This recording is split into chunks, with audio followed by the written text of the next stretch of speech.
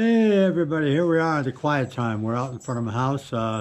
Beautiful day here in North Idaho, sunshine, probably about 65 degrees or so. I'm going to go over some time period of my 25 years of riding.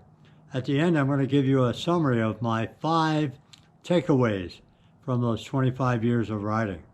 So I hope everybody finds this interesting, and I hope everybody finds it and shares it with other people. So basically, I want to say, how does 25 years of riding work out, and what are the effects on the body and the mindset?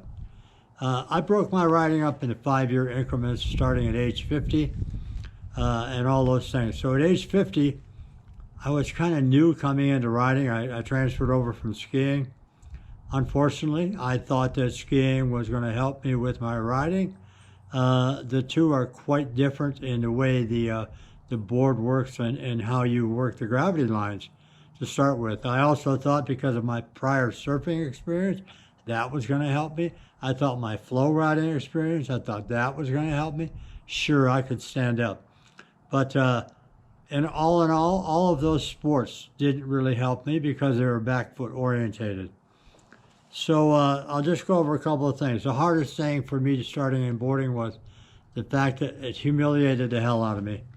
I couldn't believe that something with no brain could outsmart me to the extent that I couldn't figure it out. And of course, I was taken up to the top of the mountain by 2 board instructors who said, well, you guys ski, so, you'll be able to work it out.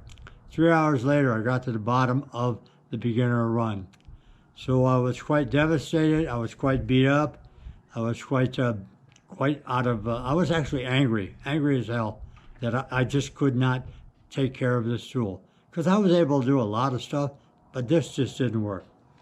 So toe side came easy, heel side came a little tougher, and it took 3 or 4 days before the heel side started to allow me to actually use it. All in all, the technique was tough. So what did I decide to do? I had to figure out why anybody would want to do this. So at age 50 to 55, I started reading up, and I found an article called Slam Free, and I went, boy, does that make sense to me, Slam Free. Absolutely. Otherwise, I'm not interested in this. So I proceeded to study that and look at it and thought, good, and now I can help other people. So that was phase 1. I worked on my riding and my teaching over a 3-year period after that. Finally passed my level 1, level 2. Phase 2 of my riding time. 55 to 60 years of age. Equipment had improved, boots had improved, they were stronger. The boards were more to be used and driven and actually perform rather than just stand there on these noodles and hope that they worked. My turns became more shaped, but primarily with a lot of braking to them because the fall line was steeper and deeper, and having it attached to my foot, I actually felt like I said to people, I now know what the bear feels like when he steps on a trap in the woods. You can't get away from it. That's an eerie feeling. Anyhow, I worked all that out and started doing more things, experimenting, a little jumping, a little pounding and stuff, because I was still in an age group where bruising the body and all that didn't seem to sink into my head too much, and recovery time was still fairly decent. So phase 3, I went into the boarding at age 60 to 65. My teaching knowledge was improving, but I found myself trying to ride like an instructor a lot. I didn't feel free. I was always trying to piece things together, but it was working. But I was like a lot of you guys out there, still in a phase where I talked myself out of some really good days. Powder was great, but come in with heavy snow, ice, or other elements that winter brings, I struggled like hell.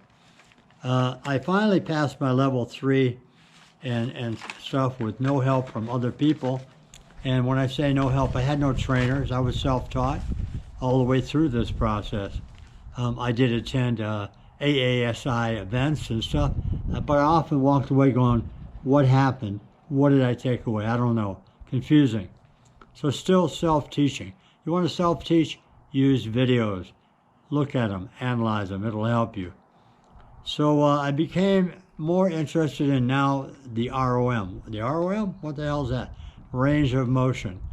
For about the first 15 years, my range of motion was kind of limited. I thought I was doing things. I still think I'm doing things, and find that in my older age, I'm not bending as much in the knees and ankles as I would like to get better performance out of the board. So we moved along in age 65 to 70. One of the things that was really noticeable was my riding days were shorter. I didn't have the energy to continue to ride. Also, health problems started coming in. We have an open heart surgery. We got a little cancer stuff starting to come in. You know, those things that happen as we age. So it was still great. I love boarding, and I wouldn't change for anything. I went into phase 5. Phase 5 kept me moving along, but one thing that really changed in phase 5, which is now 70 to 75, I no longer had any interest to prove anything to people, like watch me, look at me, and all that kind of stuff. So those are real changes in my riding philosophy and what I needed to do. So I don't want to make this too long, so I'm going to kind of close this up with my actual 5 takeaways, which I'm going to put on the screen for you later. Number 1, in the earlier age, you can start boarding at whatever age you start. And the earlier you start, the more comfortable you can be with your bounce, and you will bounce. In the beginning, you will be somewhat controlled, this is the second takeaway, by gravity, by the gravity line. You're going to have to figure out what gravity does for me and get out of that feeling that I'm just going to go with it and then I'll slam a turn out here somewhere later. Gravity is your friend, but to start with, you're a slave to gravity. Number 3, the fall line. You know, the fall line everybody talks about. I kind of call the fall line also the fear line. And that line changes as you go up on slopes and they get deeper, steeper, and the snow conditions change. And so once you start to control the fear factor, by practicing on slopes that aren't as overwhelming, you will start to board more efficiently. So that's 3. 4, your background in many other the board sports that you do, you might think it's going to help you, but I'm going to tell you from personal experience and viewers that I've talked to, their prior experience actually caused them to initiate some problems in their snowboarding, especially from surfing and some of these back-weighted sports. Number 5 takeaway, aging. It will take you from riding the fence, and we all know what riding the fence is. It's that straight run down the hill where on the one side I'm successful, on the other side I'm looking at disaster. Toe edge or heel edge catch with a big slam. So through those phases, also from riding the fence was the watch me phase. Look at me, I'm so cool. You see what I'm doing and all that kind of stuff. I'm now at a point where I don't have anything left to prove to anybody. So what does that do to my riding? It makes it more comfortable. I don't need to jump on a double black. I don't need to impress anybody.